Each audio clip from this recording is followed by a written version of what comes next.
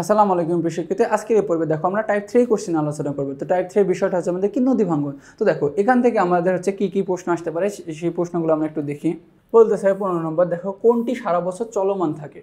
দেখো আমরা জানি যে দেখো এই কোনটি সারা বছর কি থাকে, চলমান থাকে, দেখবা যে নদী ভাঙ্গন। এরপরে আমাদের 16 নম্বর কোশ্চেন বলতেছে দেশের প্রায় কতটি উপজেলায় নদী ভাঙ্গন সংঘটিত হয়। আমাদের যে প্রায় দেশের প্রায় 61, দেখবা যে প্রায় দেশের 61টি উপজেলায় কি হয়, এই নদীর ভাঙ্গন হচ্ছে কি সংঘটিত হয়ে থাকে। এরপর আমাদের 17 নম্বর বলতেছে বাংলাদেশের নদীগুলোর মধ্যে কতটি নদীর উৎসস্থল কি ভারতে। দেখবা কি বলতেছে বাংলাদেশের নদীগুলোর মধ্যে কতটি নদীর উৎসস্থল কি ভারতে। আমরা জানি যে প্রায় 54টি নদী।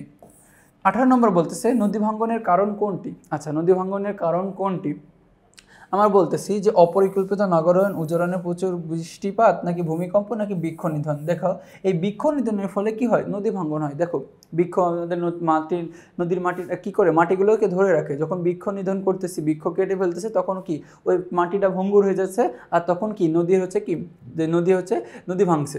এরপরে আমাদের দেখো 19 নম্বর কোশ্চেন কি বলতেছে।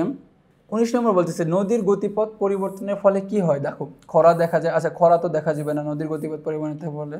তারপরে নদী ভাঙ্গন দেখা দেয়, তারপরে কি বন্যা দেখা দেয়, নাকি ঘূর্ণিঝড়ের সৃষ্টি হয়। আমরা জানি দেখো নদীর গতিপথ পরিবর্তনের ফলে কি হয়, নদী ভাঙ্গন দেখা দেয়। কি দেখা যায়, নদী ভাঙ্গন দেখা যায়।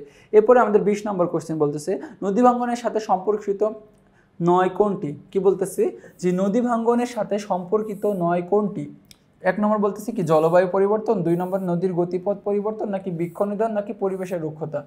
এখন দেখো আমরা বলছি নদী ভাঙ্গনের সাথে সম্পর্কিত হচ্ছে কি পরিবেশের রক্ষতা, কি পরিবেশের রুক্ষতা। দেখো সম্পর্কিত নয় এখানে চাচ্ছে, ঠিক আছে, নয় এখানে দেখো ভালো মতো। এরপর আমাদের 21 নম্বর কোশ্চেনটা কি বলতেছে দেখো যে 1950 সালে ভূমিকম্পে আসামের কোন নদীর গতিপথ পরিবর্তন হয়। দেখো 1950 সালে ভূমিকম্পে আসামের কোন নদীর গতিপথ পরিবর্তন হয়। আমরা জানি যে দেখো আসামের দিবং নদী, কি এই দিবং নদীটি কি ভূমিকম্পে আসামের গতিপথ পরিবর্তন হয়ে যায়। তো দেখো এর মাধ্যমে আমরা কি এই টাইপ 3 এর সকল কোশ্চেন আলোচনা করলাম। পরবর্তীতে টাইপ 4 এ তোমাদের আবার সাথে আবার দেখা হবে। ততক্ষণ পর্যন্ত তোমরা সুস্থ থাকো, ভালো থাকো। আসসালামু আলাইকুম।